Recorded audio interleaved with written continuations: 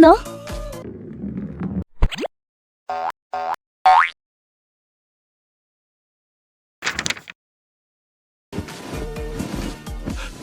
媳妇儿，是这件吗？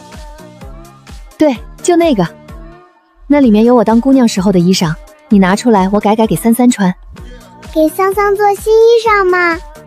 哪有那么多新衣裳穿？是阿娘以前的旧衣裳，给你改改，你出去玩的时候穿。之前给你做的新衣裳洗洗留起来，咱们过年穿哈。哟，媳妇儿你瞧，你的嫁衣。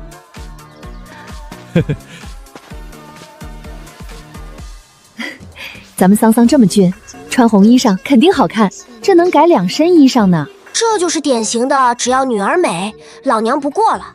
把压箱底的嫁衣都拆了给桑桑做衣服。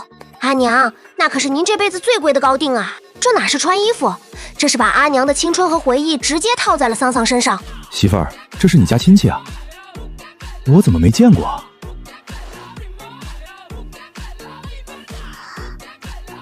哇，好漂亮呀！蛋叔看起来好凶呀。这是当初舅舅专门请画师画的，他害死了小草姐姐，父亲的失踪也多半与他有关系。你手咋了呀？不是亲戚吗？那是坏人，桑桑要是遇到这个人，一定要赶紧跑，知道了吗？桑桑知道啦。好了好了，不说了，过去的事儿就过去了，赶紧把鸡汤喝了，这可是桑桑一路护送过来的呢。你是没瞧见，眼巴巴的，连眼睛都舍不得挪一下，生怕我没端稳。阿娘，快喝鸡汤！桑桑，这鸡哪里来的？当然是我出去玩的时候，人家觉得我太可爱送的啊。哦，是吗？是的呀，不然能是哪里来的呀？快喝吧，我要去给哥哥他们上课了。这就是母爱的最高境界，看破不说破，还能陪你过。阿娘看着那碗鸡汤，心里估计已经报警了。3岁娃能抓野鸡，但看着桑桑那双闪亮的大眼睛，阿娘选择了装傻到底。这哪是信了你的谎话，这是在心疼你的演技啊！阿娘，既然你非要说你是刷脸领的，那我就当是上天派来的快递员吧。这种全家陪你演戏的氛围，真是暖到逻辑都掉线了。开了春，你就给我去镇上找活去。好好好，开了春就去，你别气，对身子不好。这小家伙3天不打煞房揭瓦。别气了，小家伙一片心意，你要是不喝他该难过了。来，快趁热喝。我去接桑桑回来吃饭。吴大夫刚走那2天，大家都没反应过来，那小家伙中午愣是在那边饿着肚子没回来，把阿娘气得不轻，说了好几回，那小家伙就是不听，非得每天他阿奶去揪他回来。这小娃儿也不知道咋回事，就是不爱吃东西，真是让人发愁。都说孩子几天一个样，咱家桑桑来了也1个多月了，愣是没变样。也不知道吴大夫什么时候回来，啥也不乐意吃，也不知道身体有没有出问题。要是吴大夫下个月还没回来，我让你大哥带桑桑找镇上的大夫瞧瞧，也只有这样了。阿奶，桑桑耳朵要掉了，你不要揪啦。老娘让你到饭点不知道回家，桑桑再也不敢啦。这话你都说多少遍了，非得老娘亲自去请你，你才晓得自己还有个家。家人怕桑桑不吃饭饿坏了，强行把他拉回来喂大米。桑桑内心是崩溃的。阿娘，我这喂是用来装灵气的，不是用来装五谷杂粮的。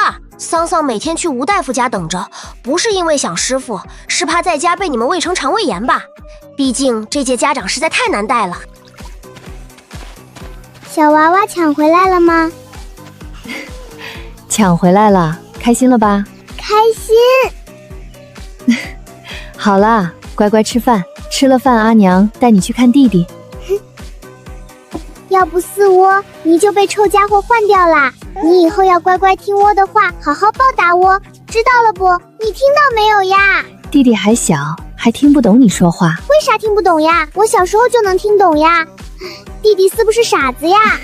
你现在就是小时候啊。好啦，去找哥哥玩吧，阿娘要给弟弟喂奶了。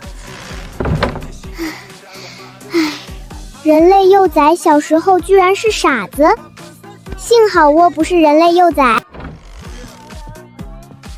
看看师傅在嘛。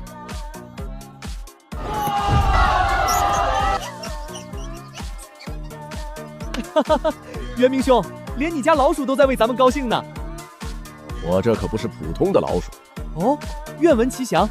元明兄，快跟我等说道说道。就是，真是吊人胃口。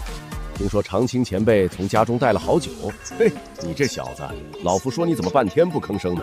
多亏是惦记上老夫的好酒了，您就说给不给吧。长青前辈，反正药方都研究出来了，过几天咱们就归家了，你也不愁没有好酒喝，要不您就应了他呗。前辈，要不就应了呗。成，给你，快说吧，瞧把大家伙急的。这酒没到手里，我可不会说。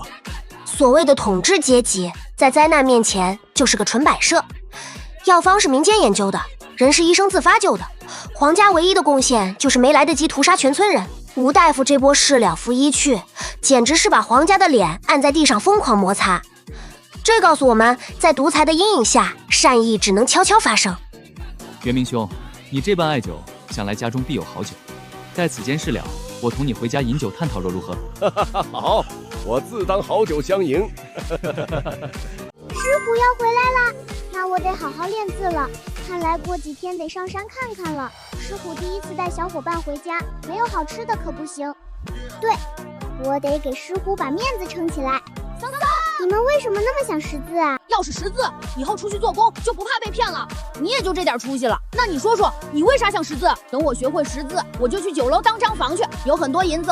切，再多银子那也是别人的，跟你有啥关系？我要当状元，让我阿娘当状元娘。你想得美，状元肯定是我的。那你当探花吧。说好了，你不能跟我抢状元。狗蛋哥哥，你为什么想识字啊？天山深处有仙人，仙人们能移山填海，无所不能。等我学会了所有字，我就去天山拜师学艺。到时候我罩着你们，别说状元探花，数不完的银子了。你们想干啥都行。哇，无所不能的仙人，那可以送我回家的吧？天山在哪里呀？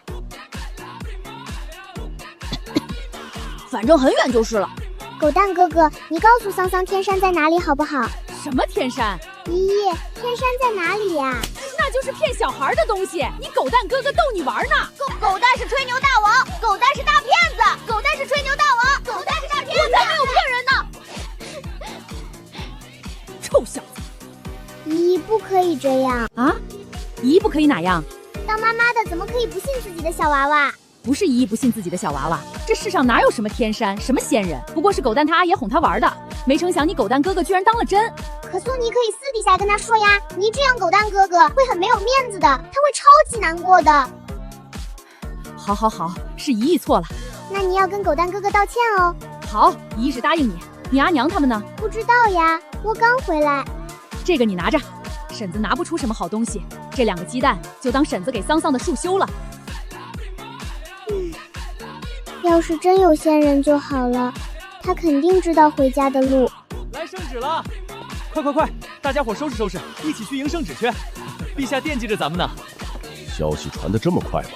药方刚研制出，头尖都没煮，我压根儿就没传消息啊！走吧，去看看。一个圣旨，用得着这么多人送吗？奉天承运，皇帝诏曰：一疾肆虐，药石无医，以火烧之。什么叫无药可医？什么叫以火烧之？动手吧！大人且慢，我等已研制出制医药方，恳请大人代为上奏。在宽县谢许时，老夫以名誉担保，必保隋城安定。汤卿大人，您都归隐了，不在家好好待着，怎么摊上了这滩浑水？浑水？长青前辈明明说药方已成，再给些时日便能救百姓，怎么会是浑水？大人这是何意？对不住了，动手吧！不可能，这不可能！圣上爱民如子，怎会下这样的圣旨？狗宦官，定是你蒙骗了圣上，你不得好死！快跑！前辈，您看看这圣旨可是真的？你说过你会爱民如子，你会做一个明君的，你骗我！你骗我！哈哈哈哈！长青前辈自皇上为皇子时便常伴左右，情谊深厚，这圣旨想必是真的了。我让你们走了吗？这股力量好强！没用的废物，这点事都做不好。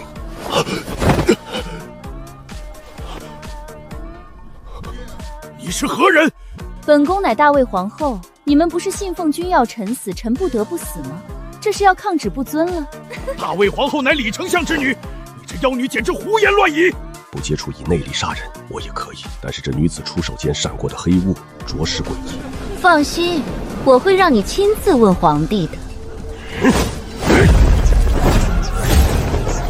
渊明，后面！渊明前辈，你们怎么又回来了？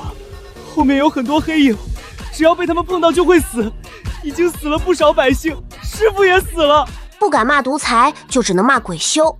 只要设定一个妖妃误国，那所有的独裁和残暴就都能被原谅。长青大人还在那震惊，我已经在屏幕外笑喷了。皇上食言了？哈，那叫降智打击。这种千错万错、龙以没错的甩锅大法，简直是洗白界的教科书。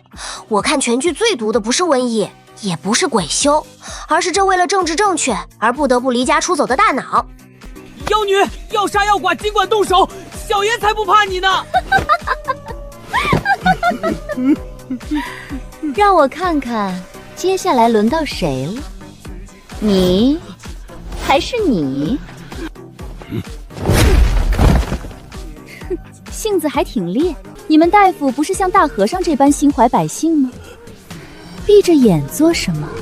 你看，他们在求你救他们呢。身为大魏皇后，为何要对百姓下此狠手？大魏覆灭，对你又有何好处？谁稀罕什么皇后之位？大魏区凡人帝国罢了。待本真人杀尽此间凡人，便是那些老秃驴也拿本真人没办法。真人，凡人，原以为这红衣女子贪图皇后荣华，尚可周旋，可此刻那股森然杀气，让人心头一沉。我连这红衣女子身侧都进不了，对方若要屠城，何必绕着皇后之位的弯子？莫非是有别的什么？传说曾有仙人受余家村人恩惠，携数百有缘人离去，以天山为界，护佑此地千年。但此事早已成旧闻。我师门守卫天山千年，到我已是第7代。我奉师命守在村中，本不信这些记载。毕竟我从未见过天山，可今日竟有人自称本真人。算了，豁出去了。原来姑娘竟是仙人。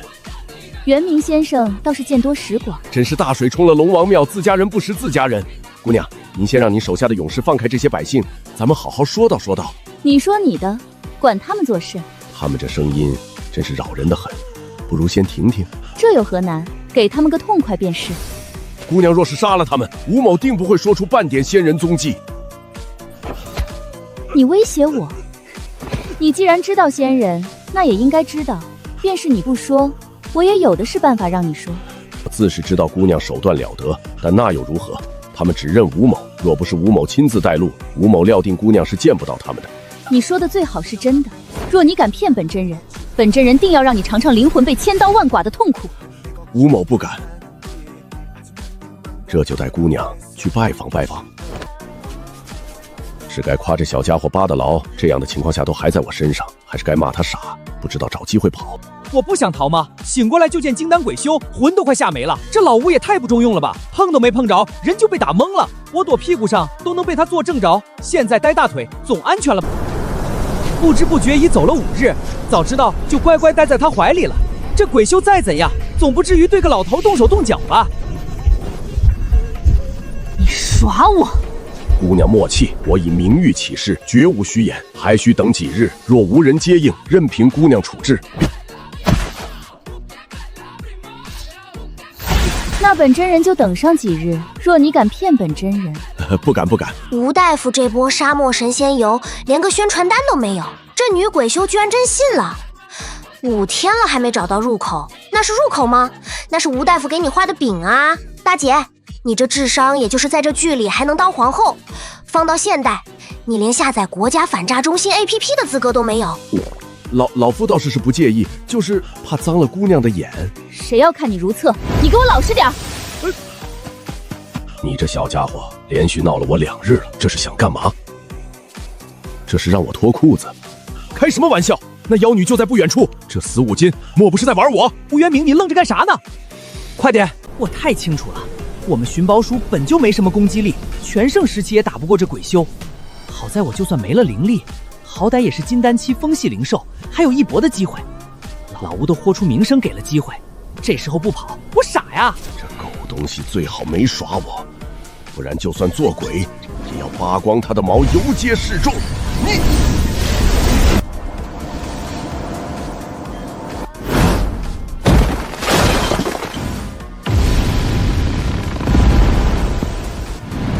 废物！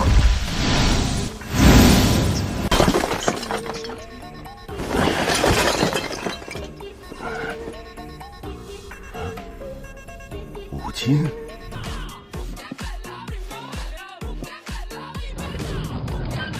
妈妈说的密道哎，只要没人看见，桑桑就没有偷看，对不对呀，叔叔？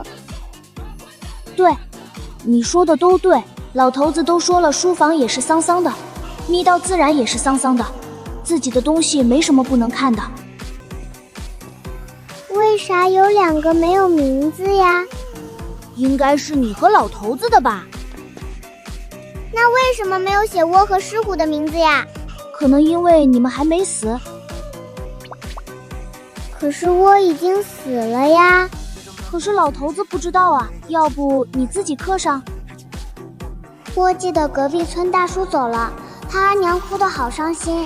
阿爷说白发人送黑发人最苦，我不要师傅也这么难过。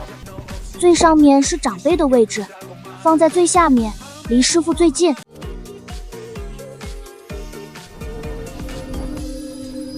晶晶，这是在干嘛呀？这连续半个多月，我一直避开有人的地方，拼命躲开追击，才勉强没被追上。身体和精神都已经撑到了极限，如果2天内还甩不掉他们，我恐怕就真的撑不下去了。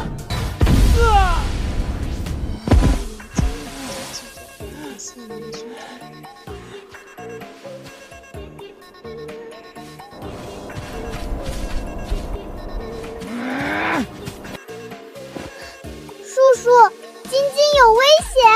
叔叔，你知道晶晶在哪里吗？还有狮虎，他们一直在一起，这次分开了，狮虎是不是也遇到危险啦？别怕，在脑海里试试叫五金，看看能不能联系上他。叔叔，联系不上晶晶。桑桑，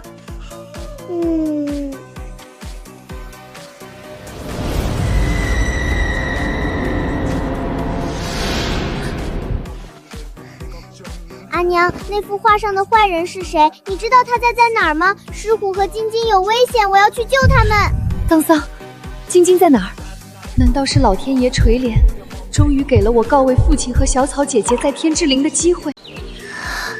那是……你跑什么？阿娘问你话呢。他们在山上。那个女人还是出现了。指路。待会儿找着人，你就马上下山，让你阿爹去报官，知道了吗？好啊，怎么不跑了？一只小小的寻宝鼠，也敢跟本真人抢东西？把吴元明交出来！把老吴交出去？当我傻子呢？要是把老吴交出去，我和老吴绝对活不过1刻钟。怎么，你也想试试本真人的手段不成？废话真多，真人个屁真人，不过是个修育我道的垃圾，跟老子这儿装什么王八犊子呢？吴元明那傻子叫你声仙人，你还真把自己当仙人了不成？要动手就动手，逼逼赖赖个没完，显摆你长嘴了。我倒要看看，你待会儿是不是还能这么嘴硬？娘，那边朝左，再往前就到了。你把我放下吧，我回去找阿爹。你自己回去小心点。阿爹打不过那个坏女人，我自己去找她。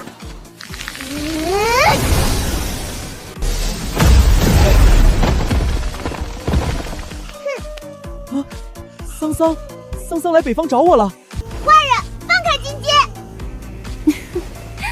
原来你叫金金啊，这小家伙是来救你的，真是个勇敢的孩子呢。不自量力的小东西。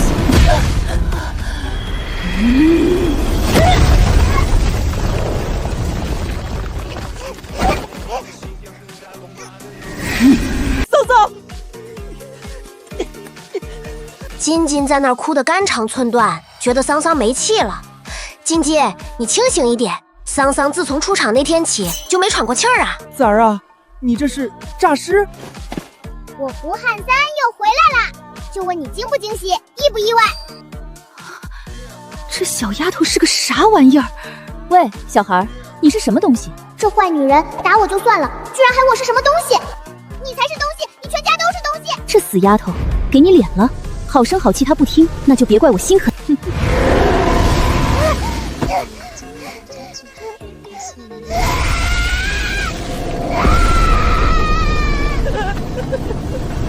桑桑，运转你师傅教你的功法吧！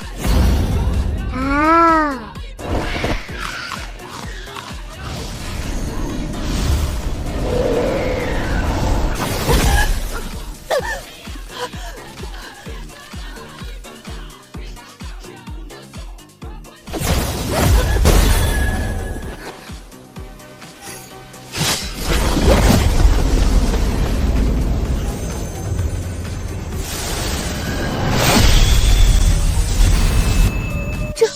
这怎么可能？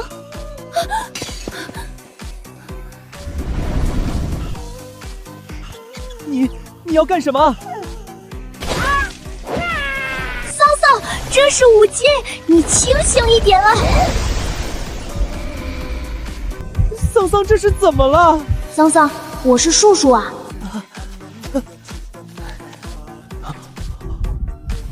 桑桑，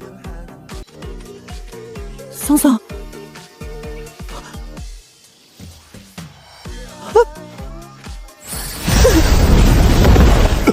老吴，你快看看桑桑怎么了？桑桑这是怎么了？咱们怎么回来的？咋样啊？小爷问你话呢。他没有脉搏，我看不了。行吧，先离开再说。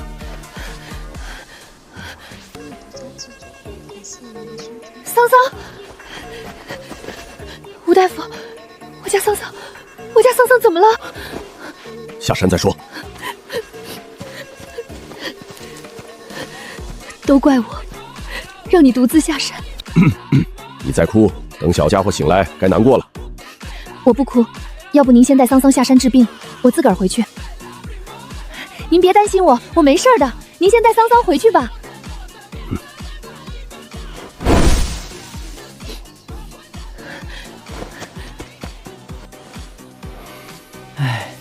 居然活下来了。疼不疼？要不要再轻点儿？你以为我跟你们人类一样脆弱呢？麻溜点儿，磨磨唧唧的。你跟我说说怎么回事？咱们怎么回来了？桑桑这是跟人干架了？我也不知道啊，我一路朝北跑，就想着跑远一点，小家伙在余家村就安全一分。你是不知道，见着小家伙还以为他跑北边来找我了，结果嘞，我居然跑回来了，白感动了。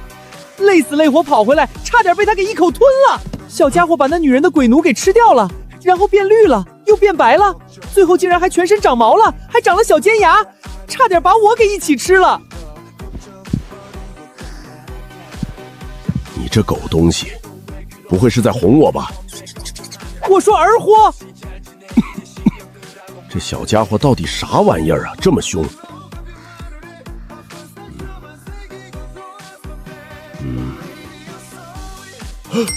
我知道了，是传说中的僵尸。那桑桑以后不是都得蹦跶着走了？要是家里人知道桑桑要咬人，会怕他的吧？桑桑那么喜欢他们，要是他们怕他，肯定会伤心的。吴大夫逻辑挺稳，就是方向全反了。人家桑桑是末世来的丧尸，那是能在阳光下100米冲刺追着人啃的狠角色，不是您脑子里那种贴张黄纸见光就化的僵尸啊。你们把窗户遮起来干什么呀？仔仔，你有没有哪里不舒服？那个坏人呢？被你打跑了，你不记得了？被我打跑了，我不记得啊。那你最后看到的是什么？叔叔，金叔，你看到叔叔了吗？你脑袋上有个绿点，应该是树树吧？我又害叔叔受伤了。桑桑别哭了，师傅在呢，师傅会想办法给树树治伤的。师傅，这个世界上有天山吗？有的。师傅，天山在哪儿啊？桑桑，你能哭了哎！真的哎！而且你会说人话了哎！不是，我是说你人话说得好顺啊！啊，是呀，要是妈妈知道了，肯定超级开心。还有那个手段很辣的女人，要是没有人制止她，只会有更多的百姓遭殃。既然祖籍记载是真的，那天山的位置应该也会有记载。我得赶紧去仔细看看，有没有关于天山的线索。吴大夫，吴大夫，桑桑怎么样了？没什么事儿，就是要休养一段时间。这段时间就让他在我这儿吧。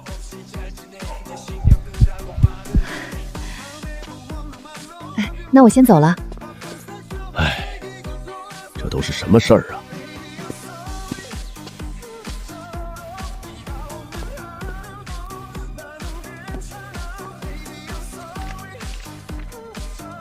老祖宗啊，你寄东西好歹寄全啊！晶晶，你还有果果吗？什么果果？就是之前叔叔吃掉的那种果果呀。这个吗？谢谢晶晶。啊？叔叔快吃呀！叔叔不吃了，你收起来呗。晶晶，你自己去玩吧，我要开始修炼了。桑桑，停一下！怎么啦，晶晶？筑基后期？你在说什么呀？怎么就筑基后期了？叫我干啥？不说话，我修炼了哈。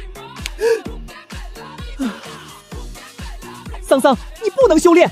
叔叔受伤了，我要修炼帮他恢复伤势。晶晶不可以闹哦！我没闹，真的不可以修炼。你之前修炼牺牲的是草木元气，树树是树，草木元气自然对他伤势有帮助。但你刚刚修炼吸引来的是怨气和戾气，对他恢复伤势没有半点用处，说不得还会让他伤得更重。总之，桑桑你先别修炼。女鬼修现在估计肠子都悔青了。我那一巴掌是想杀人，结果给你抽了满格电。睡个觉就快进到筑基后期，这哪是修仙？这是在后台偷偷改代码吧？我看全剧最难受的是吴大夫，好不容易接受你是僵尸，你转头就给他表演一个原地魔化。在面临强敌的时候，仔仔和树树都没有想过放弃我呢。他们大概是我在这无灵之地唯一的收获了。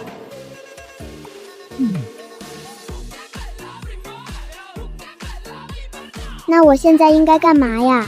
你现在空有修为，却不会施展。你等等哈，叔叔，晶晶的空间能装活物哎。叔叔，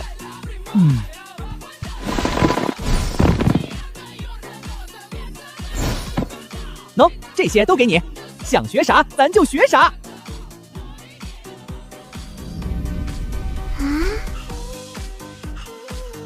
嘿嘿，这把刀虽然只是灵气，但它可跟普通灵气不一样，这可是能随着主人修为进阶的灵气。桑桑，你眼光不错啊！真的给桑桑吗？给你，给你，全部都给你！哇！谢谢晶晶，晶晶你真好。仔仔才3岁呢，就莫名其妙的筑基了，也不知道有没有影响。人修年纪太小，筑基可是会长不大的。还有草木元气，为什么会变成了怨气和戾气？当时桑桑吞噬了鬼修的鬼奴，不止身体发生了改变，当时的眼神明显是失去理智的模样。树树当时虽然声音听起来有些虚弱，受了伤是肯定的，应该是把他丢出去之后，树树对失去理智的桑桑做了什么，才让他恢复了本来模样。这样的话，要是桑桑再吸收怨气和戾气，很有可能会再次失去理智。现在绝不能让桑桑继续修炼，一旦桑桑失智，没人能帮得了他。现在唯一的希望就是天山了。仔仔，你自己选要学啥，我去找你师傅哈。找到了吗？只有关于仙人的记载，一个字都没提天山。可以带我去看看吗？可以。我知道有些冒昧啊，祖籍不是只有我们这一脉有，族中也有记载，不是什么旁人见不得的东西。走吧。倒是不奇怪。什么意思？天山这么重要的消息，怎么可能大大咧咧的记在书里？你这密室也不是什么隐秘的地方，要是有人闯了进来，秘密不是全被人看了去吗？再说了，这祖籍里真记载了天山在何处，你这个守护者还想出村？做梦吧！你师傅绝对连院子都不会让你出。那现在怎么办？你师傅一定告诉过你的。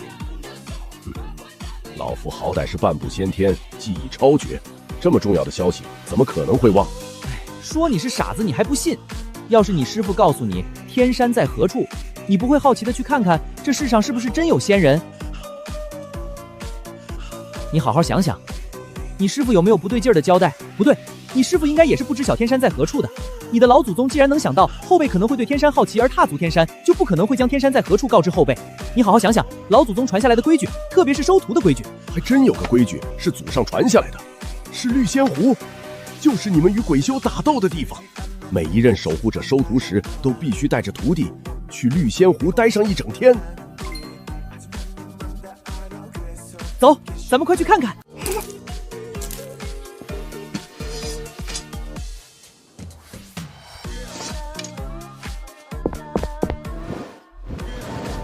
我要去跟小伙伴们好好显摆显摆。阿黄，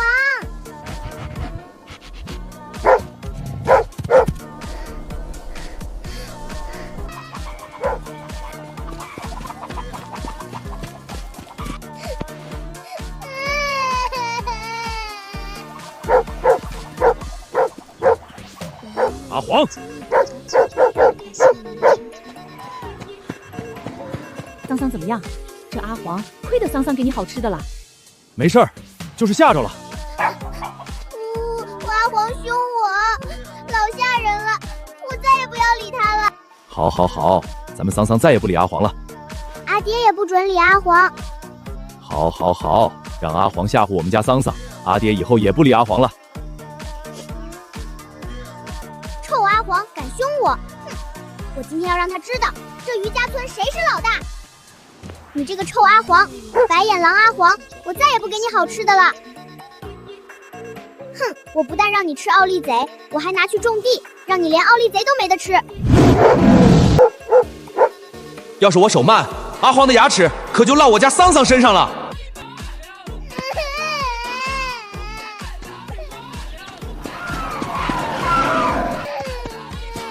给我吧，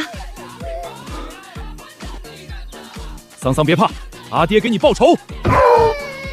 桑桑，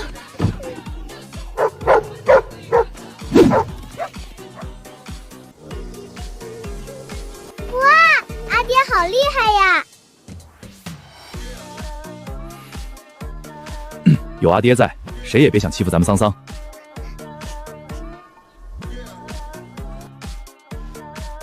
阿爹，你是盖世英雄吗？阿爹是桑桑和你阿娘的盖世英雄。哇，还有哥哥哦，阿爹也是哥哥的盖世英雄。哼，那不行。阿爹，你这样我就要说你1-2句了。咱们家可是好人家，可不兴重女轻男哈。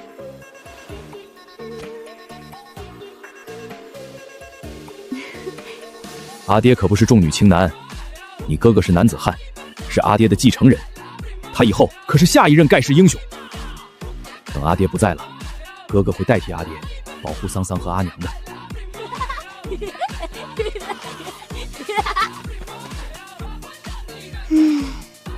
阿爹，要不桑桑给你当继承人吧，以后我来保护阿娘和哥哥。就保护你阿娘和哥哥啊？阿爹和弟弟嘞？桑桑这么偏心，阿爹可是要伤心的。你都不在了，我保护你干啥？这回答直接把阿爹的 CPU 给干烧了，逻辑上没毛病啊！你都领盒饭了，我难道还要去阴曹地府给你当保镖吗？阿爹，我本想煽个情，结果被我闺女一句话直接送走了。我去师傅那儿啦，不用等我吃饭啦。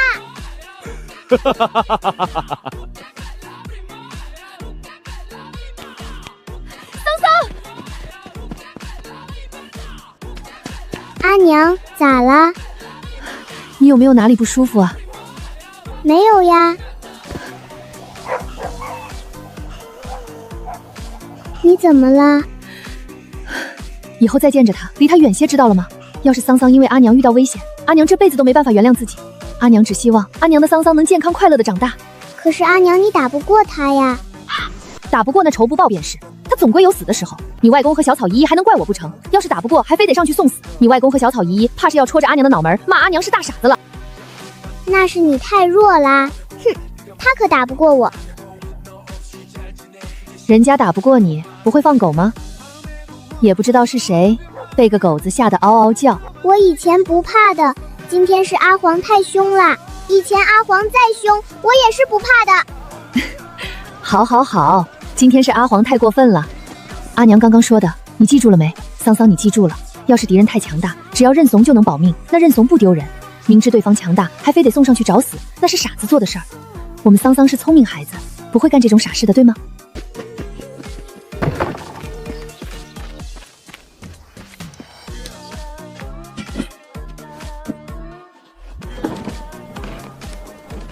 都怪你，催出事了吧？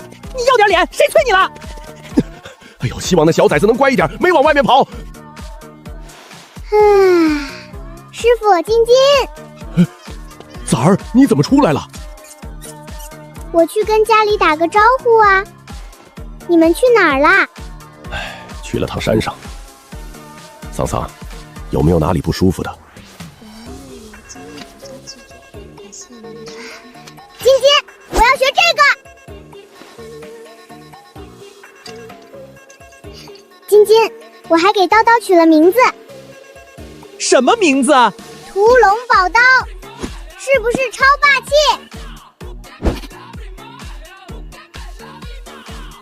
崽儿，这事儿龙族知道吗？啊？崽子乖，换个名字哈。为什么要换？屠龙宝刀不霸气吗？唉，修仙界有一个种族叫龙族。真的有龙吗？那他们会送我去找妈妈吗？你都要屠龙了，还送你去找妈妈，送你陨落差不多。才不会呢，龙才没有那么小气呢。妈妈说了，我们都是龙的传人，她肯定会帮我的。崽儿，你妈妈真说了这话？满口沉睡的狮子，龙的传人，醒了却只会干恶心人的事儿。这种降智行为、强行套集体光环的操作，简直是低成本的精神麻药。你以为是在热血？不，你是在逻辑的坟头上蹦迪。正如网友所说，这哪是狮子醒了，这分明是蛆虫翻身，除了恶心人，真的一无是处。愣着干啥？走啊！我们上山干嘛？那个坏人又回来了吗？带你上山去玩。自己力气多大，心里没点数。师傅胡子都要被你拔光了。我忘记啦，给你拔回来呀。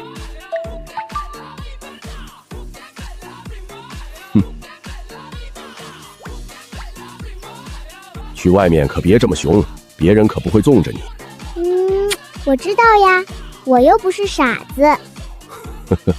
你一个人走一边，我抱着桑桑走一边，天黑之前在这边汇合。师傅，你在找什么啊？师傅能找什么？就是带你溜达溜达。难道天山根本就不存在？哼，看来当初被带走的有缘者天赋很不错。哼，要不是我灵力尽失，他能拦住我？什么意思？你不会天真的以为那修士搞这什么天山真是为了保护你们，是为了报恩吧？想来是那些有缘者天赋极好，想把此间收为己用，长期为宗门输出灵根好的弟子罢了。一次性带了那么多天赋极佳的修士回去，必然会引起修仙界轰动。所谓的护佑此间的天山，不过是用来隔绝其他宗门找到这里的法子而已。测仙原石，一道光芒是什么意思？丹灵根喽。那2道、3道、4道、5道呢？你不是猜到了吗？那仙人只带走了丹灵根的有缘者，连双灵根都没带走，看来是大宗门啊！想说什么就说吧，要不是你，我现在还蒙在鼓里呢。按理说，突然收了那么多天赋极佳的弟子，不可能没有半点风声。可我在修仙界从未听过哪个宗门有突然收了弟子的。你也说是天赋极佳的弟子，会不会是藏起来秘密培训了？可能性不大。天赋绝佳的弟子从来都是各宗门争抢的对象，便是双灵根放到大宗门去，也是内门弟子的存在。我虽然对人修不太了解，但也知道各宗门对其他宗门都有关注的。那么多天赋极佳的弟子，不可能半点风声都没流出来。我毕竟不是人修，有些事不清楚也正常，也可能是我没听说而已。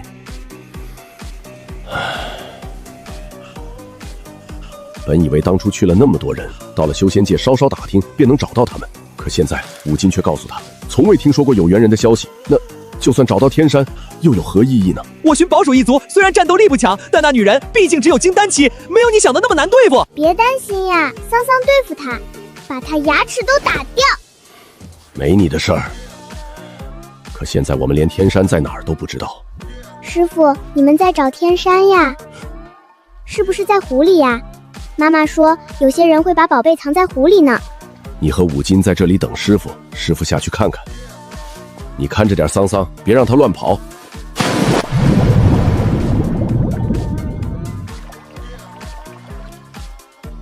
师傅不见了。你往后退点，别掉下去了。嗯。金金，那个仙人是坏人吗？说不上是好人还是坏人，修仙界向来如此，将修为与机缘看得比较重。于那个仙人而言，此间就是他的机缘，将自己的机缘藏起来，算不上他做错了。可是他们都是人啊！这个世界从来不是非黑即白的，凡事都有两面性。他将有缘人带回去，跟宗门换取修炼资源；有缘人被他带回宗门，得以入仙门修长生，见识广阔的世界。说不上是好是坏，互相成全罢了。武金，你快来看！仔仔，走！桑桑，快点啊！金金，我怕。仔仔，你先去我空间里哈。桑桑呢？怕水，我把它收到空间里了。快着些吧，你那空间又黑又小，也不知道他一个人怕不怕。我那是因为灵力尽失，我空间以前可比你家大呢。哼，你也说是以前了，好汉不提当年勇，走吧。是这个吗？先上去吧。我一直以为这里是天生的无灵之地，结果是老子想多了。什么狗屁仙人，分明是邪修！什么意思？这里根本不是无灵之地，只是有人布了结界，却没放够灵石运转，结界吸收了天地灵气，才造成无灵的假象，还会吞噬修士灵气。那我们现在，回去收拾收拾，准备去修仙界。所以只要天山一直存在，灵气就会一直被吞噬吗？有问题的不是天山，是结界。天山只是一个媒介，只要破了结界，此间灵气就会慢慢恢复。能恢复就好，不然他们余家村可真是造大孽了。可那么小一个洞，怎么会是天山？天山在洞后被藏起来了而已。应该说是以天山为引，布了这个结界。如果我没猜错，天山是此间灵气最盛的地方，只要破除了结界，天山就会显露出来。那结界你能破吗？我灵气尽失，拿什么破？而且就算我全盛时期，这结界也不是我能破的。那你说收拾收拾去修仙界？逗我玩呢！小爷我可是寻宝鼠，哪个结界拦得住小爷？虽然不能破除结界，但带你们穿过去的本事还是有的。咱们先去跟你阿娘他们道别。好。阿娘，阿娘！哎呦，桑桑回来啦！阿奶想死桑桑了。桑桑也超级想阿奶的。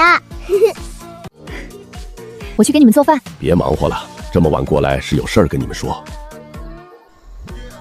老头子，大水、三水老三家的来堂帮一下。我明日准备带着桑桑去游历，暂时不知道什么时候回来。游历啥游历？吴大夫，桑桑还小呢，这去了哪儿，干了啥，他也记不住。要不这事儿缓几年？就是，阿爹说的对，不如等他大些，记事儿了再去。大水家的，你跟我出来一下。你知道的，桑桑与普通孩子不一样。瞧您说的，我们家桑桑怎么就不是普通孩子了？是吗？那为什么每次三水家的想给桑桑洗澡，你都有意无意的拦住了呢？您说的这是什么话？我咋可能干这事儿？你也知道我这人大大咧咧的，可能是没注意吧。我是桑桑的师傅，未出门前与他接触比你还多，你能发现的事儿，我怎么可能发现不了？哎，一日为师，终生为父，我不会害他的，你不用这么对我有防备之心。说是游历，其实是带桑桑去求医，天天处在一块儿，瞒得了一时，瞒不过一辈子。你我都能发现，难保不会有第三个、第四个人发现，你说呢？求医，您又如何能保证您求的医不会对桑桑起坏心思？一个没有心跳的活人，您求的那个医真的能做到不为所动吗？我知道您是有大本事的人，可老虎都有打盹的时候，万一呢？万一您求的医对桑桑起了心思呢？桑桑待在余家村，只要我看着些，谁又会闲得去摸小孩心跳？与其让桑桑去外面赌别人的善恶，不如让他乖乖待在余家村，待他长大，我自会教他如何保护自己。阿娘，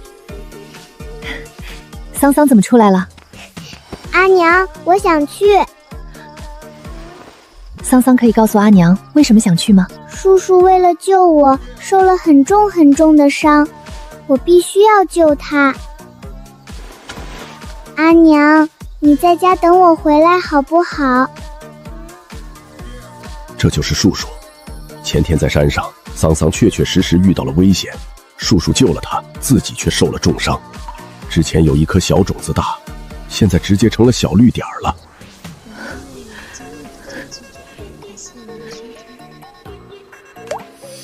阿娘，我会保护好自己的，你让我去嘛。我可以同你们一起去吗？那人不见外人，更何况家里还有个喝奶的娃娃呢，你咋离得开？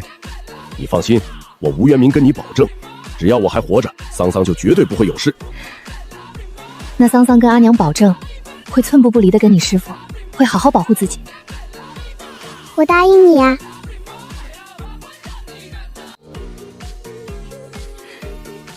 你们什么时候走？明日一早就走。好，我去给桑桑收拾行李。哎，那桑桑就劳烦您了。桑桑明早上就跟他师傅离开。老三家的，你去给桑桑收拾行李，我去把桑桑的新衣裳赶出来。阿娘，您给桑桑准备些吃食，我怕他去了外面吃不习惯。真让桑桑跟他师傅走啊！你这老婆子话怎么这么多？老大家的既然让桑桑跟他师傅走，那就自有他的道理。快去给桑桑准备些吃食。老大，你去砍根竹子回来，我给桑桑做几个竹筒，烧些开水，他带着路上喝。老三，你把家里的烟鱼拿上，去看看谁家有鸡，换一只回来。老婆子，你一会儿给桑桑做上，他路上吃。阿爹不知道你为什么做出这个决定，但阿爹相信你也是舍不得桑桑的，我们都尊重你的决定。好了，既然做出了决定，今晚上就好好陪陪孩子。你这副模样，把孩子都吓到了。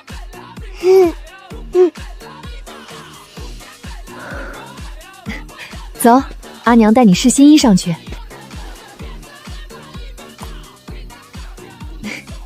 小坏蛋。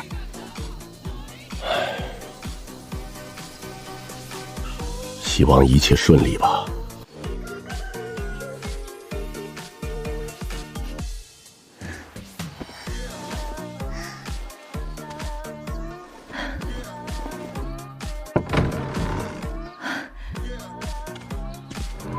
怎么这么早就起了？给桑桑做了身衣裳，给她带上吧。这裙子款式复杂，还绣了几朵小黄花，瞧着不像是一晚上就能做好的。我瞧你做的都是简便的，就想着给她做一身裙子，也不知道桑桑喜不喜欢。这衣服料子以前一直没舍得用，正好想起来了，翻出来给桑桑做了身衣裳，不然怕是要浪费了。也不知道桑桑会不会喜欢。这么漂亮的小裙子，哪有小姑娘不喜欢的？我正愁就2身衣裳，怕不够呢。你这来的正好，桑桑，快看你三婶给你做的小裙子，快瞧瞧你三婶给你做的小裙子，你看这里还有小花花呢。漂亮的小裙子，谢谢三婶婶，桑桑爱你哦。什么爱不爱的，女孩子家家的，知不知羞？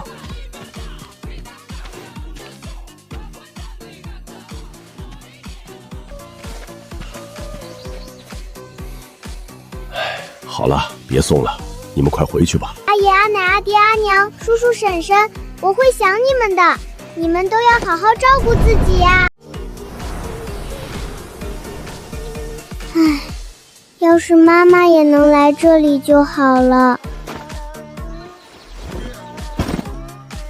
吴金，你帮桑桑收起来吧。哼，还得是小爷我出马。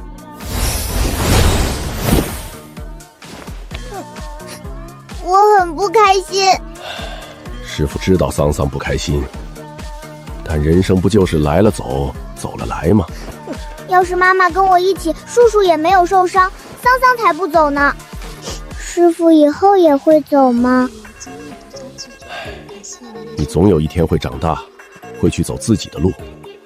师傅能做的，也唯有你受委屈时给你一个避风港罢了。师傅，你是不是偷看我洗澡啦？你这娃，我偷看你洗澡干啥？哼，那你咋知道阿娘发现我不一样啦？老流氓，居然偷看小姑娘洗澡！跟我可没关系，是五金告诉我的。吴元明，你搞啥呢？小爷不休息好，怎么带你们去修仙界？我搞啥？老夫是不想一世英名毁在你这只小老鼠身上。你还一世英名呢？你当众脱裤子的时候，清白就没啦！金金，这是真的吗？对呀，还是当着女人的面哦。吴金，让他负责。师傅，他看了你屁股蛋，让他负责。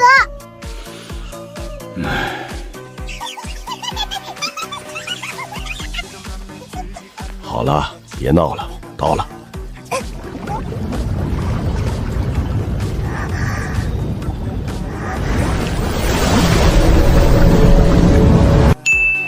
就是现在！